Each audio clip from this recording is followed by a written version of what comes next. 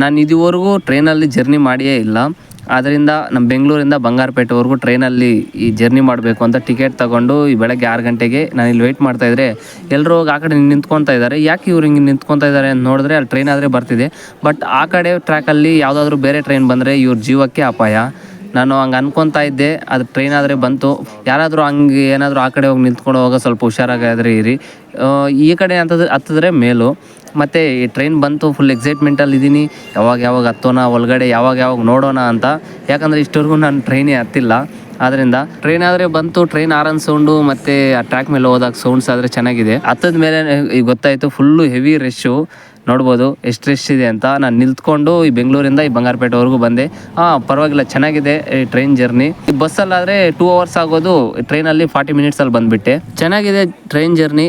ಅಂದರೆ ಅಷ್ಟೊಂದು ಎಕ್ಸೈಟ್ಮೆಂಟಲ್ಲಿದ್ದೆ, ಅಷ್ಟೊಂದು ಏನು ಅನಿಸ್ಲಿಲ್ಲ. ಸೇಮ್ ಬಸ್ ಹಂಗೆ ಇತ್ತು.